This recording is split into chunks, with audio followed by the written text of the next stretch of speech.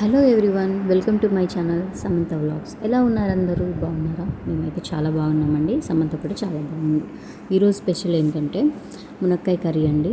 First అయితే నేను gas వెలిగించేసుకొని బాండిల్ పెట్టుకొని అందులో ఆయిల్ వేసుకున్నాను. తగినంత ఆయిల్ వేసుకున్నాను. ఆయిల్ హీట్ ఎక్కాక ఆవాలు, కరివేపాకు, జీలకర్ర వేసుకున్నాను.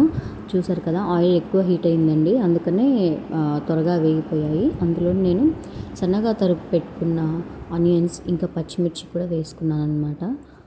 బాగా ఫ్రై చేసుకున్నాక ఇప్పుడు అందులోనే మనం అల్లం వెల్లుల్లి పేస్ట్ వేసుకోవాలి. నేనైతే ముందు మునక్కాయ ముక్కలు వేసుకున్నాను అనమాట. మునక్కాయ ముక్కలు కొంచెం అలా ఫ్రై అయ్యాక అందులో నేను అల్లం వెల్లుల్లి పేస్ట్ తీసుకుంటున్నాను. అల్లం వెల్లుల్లి పేస్ట్ కొంచెం పచ్చివాసన పోయే వరకు మనం వేయించుకోవాలన్నమాట. అందుకని నేను బాగా కొంచెం ఆయిల్లో ఒక 2 minutes వరకు నేను ఫ్రై చేసుకున్నాను. అది ఫ్రై అయ్యాక ఇప్పుడు ఇందులోనే నేను పసుపు కూడా యాడ్ చేస్తున్నాను. తగినంత పసుపు తీసుకున్నాను అనమాట. నేను పసుపు కూడా వేసుకున్నాక మనము తగినంత సాల్ట్ తీసుకుందామండి. నేనైతే 1/2 స్పూన్ తీసుకున్నాను. కావాలంటే మళ్ళీ చూసుకొని తర్వాత వేసుకోవచ్చు. అందుకని నేనైతే 1/2 స్పూన్ తీసుకున్నాను. ఎందుకంటే సాల్ట్ ముందుగా యాడ్ చేయడం వల్ల మునక్కాయ ముక్కలే కాదు, ఏదైనా సరే త్వరగా ఉడుకుతుందండి. అందుకని సాల్ట్ యాడ్ చేసేసాను అనమాట. ఇప్పుడు ఇందులోనే నేను తగినంత కారం తీసుకున్నాను. అలాగే టమాటో ప్యూరీని తీసుకున్నానండి. టమాటా ముక్కలు వేస్తే ఉడకడం చాలా కొంచెం టైం పడుతుంది. అది కాక గ్రేవీ కూడా మనకు ఇలా ప్యూరీ తీసుకోవడం వల్ల గ్రేవీ చాలా థిక్గా, టేస్ట్ కూడా బాగుంటుంది. అలా చేసినా బాగుంటుంది అనుకోండి. నేనైతే ఇలా తీసుకున్నాను అనమాట, కొంచెం థిక్ గ్రేవీ రావడానికి. ఇప్పుడు ఇందులోనే కొంచెం ముక్కలు ఉడికే వరకు మనకు ఎలాగైనా వాటర్ అవసరం కదండి. అందుకని నేను కొంచెం వాటర్ యాడ్ చేసుకున్నాను లైట్గా.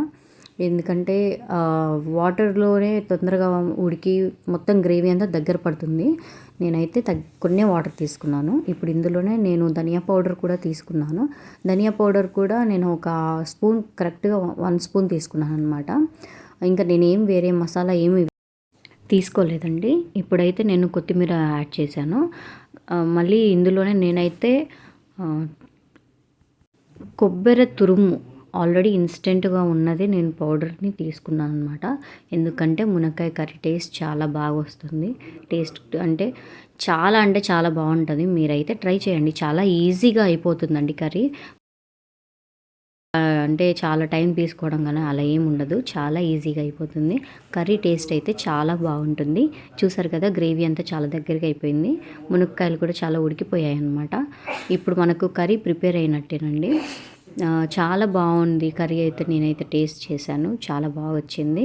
ఇంత సింపుల్గా, ఇంత ఈజీగా చూసారు కదా, కర్రీ అయితే అయిపోతుంది. మీరు కూడా ట్రై చేయండి. మీకు కానీ వీడియో నచ్చితే లైక్ చేయండి, షేర్ చేయండి, సబ్స్క్రైబ్ చేయండి Samantha vlogs. Thank you for watching.